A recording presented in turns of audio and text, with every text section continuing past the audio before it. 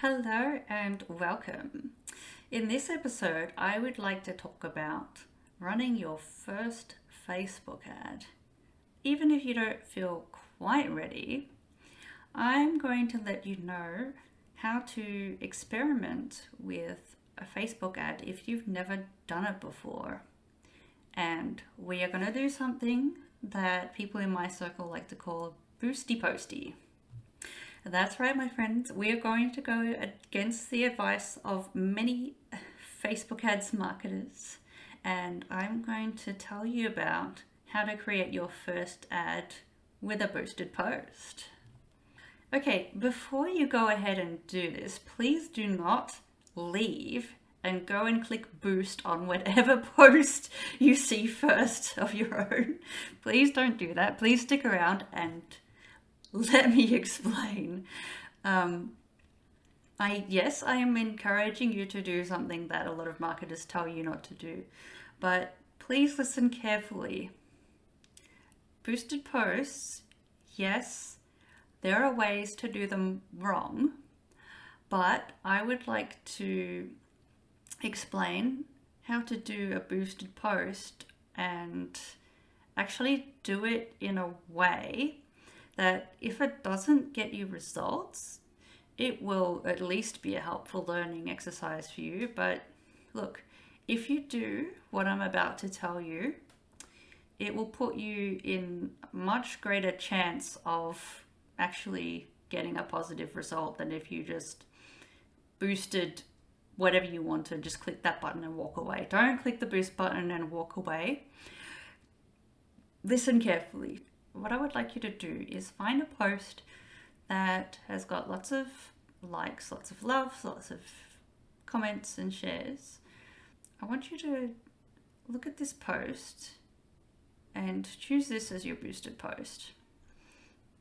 Now, the reason why we choose a post that's already got some love and not one that hasn't is because boosting is as a way of running an ad. And if you run an ad to something that's got zero interest, adding money to it is just gonna multiply 0 by 0. So maybe you'll get some responses, but if it's on a post that didn't get the response that you liked, there's not going to be much information there for the algorithm to learn from. So Facebook's just going to show your ad to anyone who's got a smartphone and some eyeballs, and it's gonna give you clicks and engagement, but it may not be with people who are like the people who you want working with you.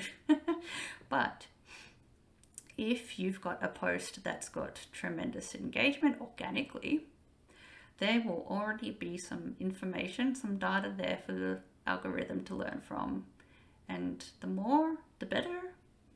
Facebook will take a look at the traits of these people who have already engaged with your post and say, oh, okay, so there's already some information here. I can see some common threads. I can therefore select an audience of people like this to boost to. Now, when it comes to choosing the objective for this boosted post, I like as a very early stage ad for an account that hasn't run ads before and to reach a somewhat cold audience, I'd like to ask for an easy ask. So, for instance, one type of objective that I like to run with is just visit my Instagram page. That's all I want you to do. I'm not asking you to purchase something. I'm not asking you to give me your email address. Just go and look at my Instagram page. Now, it would be ideal also if your Instagram page is looking schmick. What this is going to do is when you boost your post, it's going to show it to people who are like the people who have engaged with it. And then the call to action is going to get them to look at, not follow, look at your Instagram profile. That's not a huge ask. And for a cold audience, ads it's not a big deal, not a big ask for them.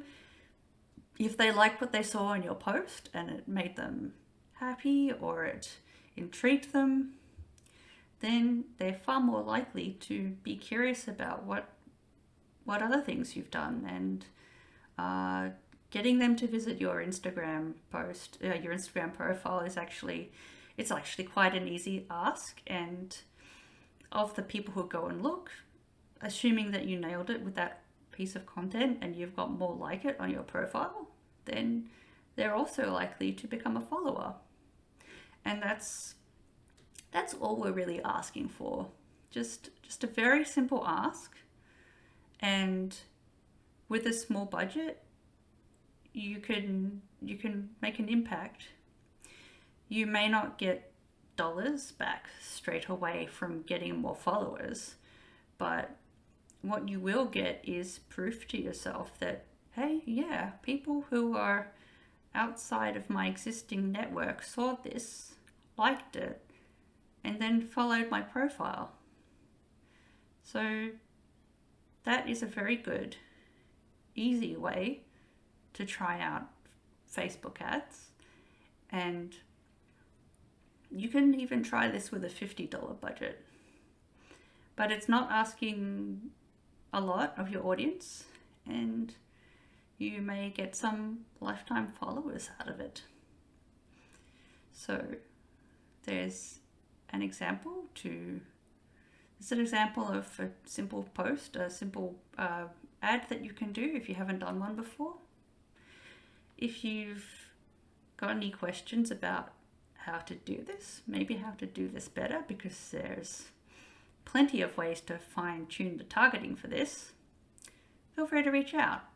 I'd like to see you be successful with Facebook ads and Instagram ads. And I hope you found this helpful. And I look forward to seeing you in the next episode.